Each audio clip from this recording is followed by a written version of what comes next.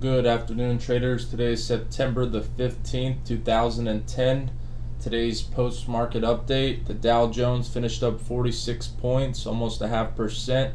S&P 500 finished up about 4 points, a little over 0.25%. And the NASDAQ finished up 11 points, a 0.5%. NASDAQ being the biggest leader once again for the fourth consecutive day. Euro US dollar finished down today about 0.1%. Today's headlines that move the market: technical support and resistance keeps broader markets range bound. It was a really slim trading range today in the markets. It kind of sucked, but there were still some opportunities if you were trading the news. Japan intervenes in currency markets to curtail yen strength. Yen drops 3% against dollar. Well, yesterday it just made that 15-year high, and today it dropped 3%. Any kind of news would really set that off, so I figured that would happen. Oil prices slip, but silver extends climb. Silver still stuck up there. I'll show you guys in this update what gold did. The same thing. I called the level that gold would hit yesterday. You could review my video. You'll see that today. Oil prices slip. Alright, I already said that. Education services stocks decline. Some highly respected hedge fund guru came out today on CNBC and he was very pessimistic about the educational stocks today, so they had a bunch of whipsaw action and most of them finished up in the negative. MasterCard shares charge higher repurchase plan. I think it was $1 billion repurchase plan. I think MasterCard finished up about 8 points today.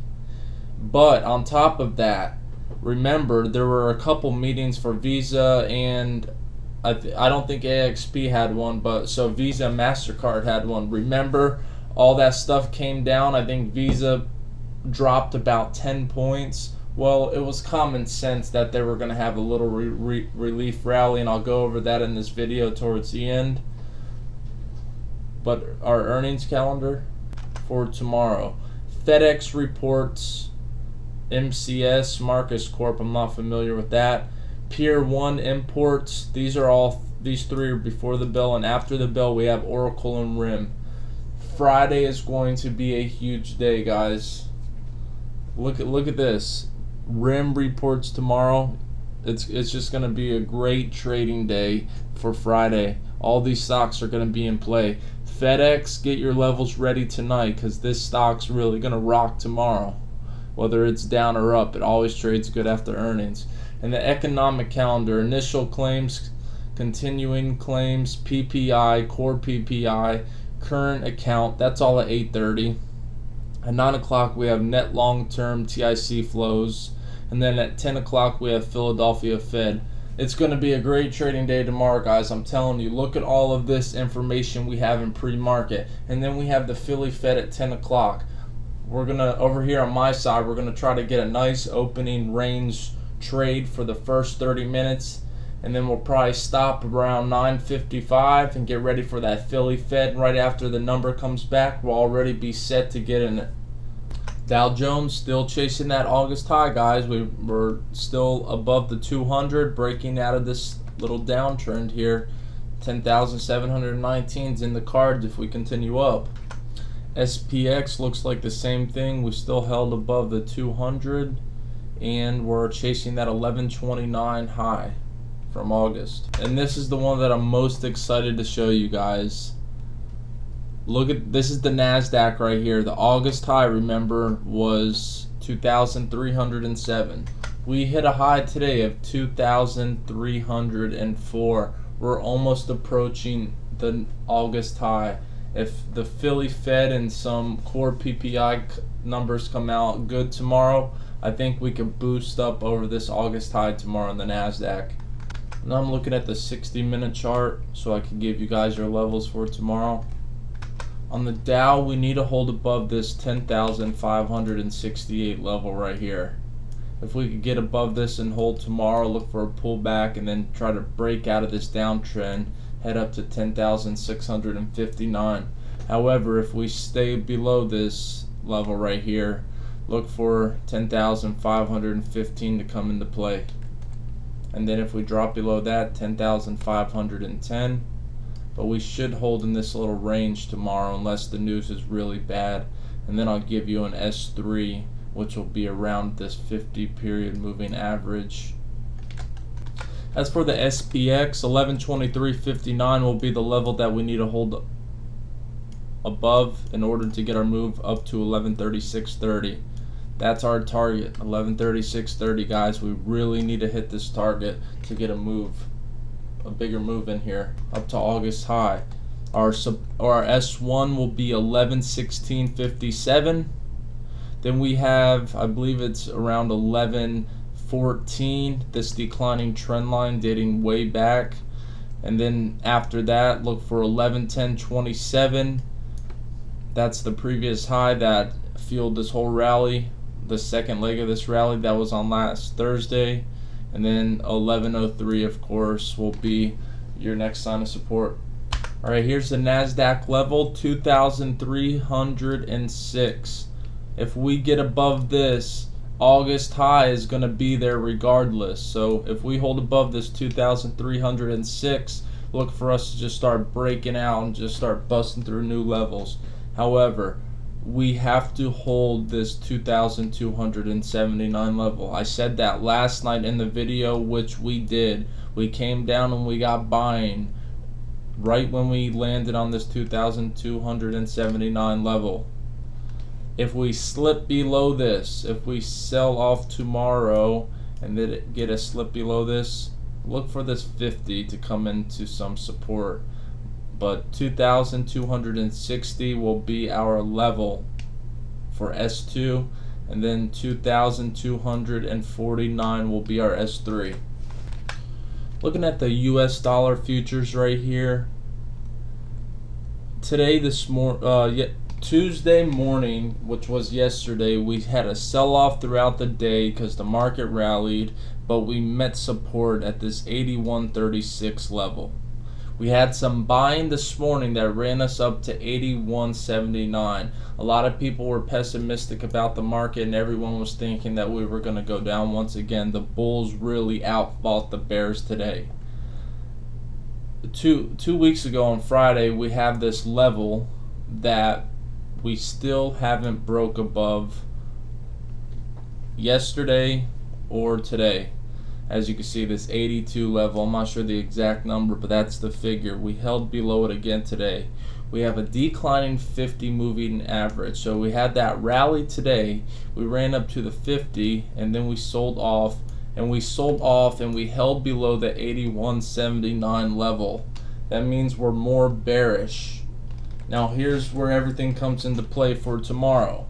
If we could hold above 81.90 or 81.79 on the DX US dollar futures, look for a move back up to 82, and that should spark this decline in the market. If we hold above 81.79, you know what I'm saying, get above that tomorrow morning and rally and hold over 82, look for a bigger move to come in the US dollar futures, and we could potentially get up to 82.31. However, if we hold below 81.79, look for a move back down to 81.36, where we will come into more support. And then if we get below this and hold, sky's the limit on how far we could go. And also, if we hold below 81.36, that will fuel the S&P and the Dow Jones to get above their August highs. Looking at crude oil here, we had a decline today. That's what I was calling for yesterday when we hit this 77.87 level. You can look at my video to view that. Now we have a declining 50, which is bearish. But look where we held today, guys. We held this 75.13 level, this major level. We just keep trading off of it. You could have made a bunch of coin if you bought at this level today. I think it traded at least the 70. You could have made a point swing there for a day trading crude oil futures. That would have been a nice move. I wasn't watching it though. So our bearish case for crude oil tomorrow is if we come back down, bounce off the 75.25 or the 75.13, we could potentially get back up and we have to break over the 76 level to get a higher move back up to 77.87. If we get below 75.13, look for this uptrend that's intact to come into play as some support for us at the 74.19 level. And if we break that, 73.77 will be our next support. Looking at gold futures now, /GC, the December contract. And I'm really excited about showing you guys this. We ran up here on Tuesday. We made that all-time high at 1276.50, but then we had major resistance at 1275, which we held below. I am totally bullish on gold right now, but our next level will be 1262.80. Look for this level to be breached tomorrow. I have a good feeling that we'll hit this tomorrow, and look for the 50 to come into play as well. It's in the 50s at 1263.70. So this 1262.80 is going to be the main number you guys need to mark. And I think that gold could potentially get a bounce off of that. If we slip below the 1262, 1250 comes into play, and then we have this 1245 level that's from this uptrend that goes way back within the last month. VIX slipped below the lows today that we were watching. It slipped below this pivot level that we had at 1750. So I'm still bearish on the VIX until I have some more reasonings to get long. Looking at the Russell, the Riffin Index, the Russell 1000 financials.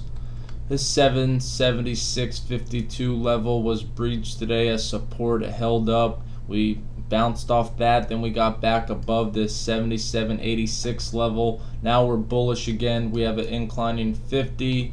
Look for 786 if we rally tomorrow to come into play. If we could get above 786 and hold, 797's in the cards. I posted a tweet today about the SOX index, which we're looking at now, the semiconductor index. I said that wherever we go tomorrow, we'll see whether we go down or up. 335 is our resistance you need to look out for, and 325 is our support. Our midway line is the high that we put in 2 weeks ago on Thursday, which was around 331. Look to gauge this 331 level to see whether we're either going to go up here or go down here. If we break and hold above this 335 level, 340 will come into play. However, if we get below this 325 level, 323 will come into play. So watching the SOX closely tomorrow. And if the SOX does rally, NASDAQ will most likely be up at August highs. IYR had an amazing day today. We closed above this previous high that we put in 2 weeks ago on Friday, which was the level that we marked, that we retested also on Tuesday. We have a small term uptrend going on here, then we have a long term uptrend going on around this 53 level. Right now, as long as we hold over 5406, 5455 will come into play. Look for 53.79 to be our S1 and our S2 to be at 53.30. Retail holders had a high on Tuesday at 94.76. I drew this line. Today we came down. We breached some support around this 93.70 level. Mark that as your price level. And then S2 93.53 and S3 93.02. This could be a toppy action, guys. So this retailers have had a major move. 93.02 could come into play tomorrow if we don't break back above Tuesday's highs at 94.76. If we break above 94.76, look for 95.49 to come into play. And last but not least, the Energy Spider ETF. We put in a high on Monday at 55.37. We're holding this uptrend that I have going on here. 54.12 was support. Look for resistance tomorrow to be at 54.90 and 55.03. Have a great day trading tomorrow. Keep you guys updated on Twitter.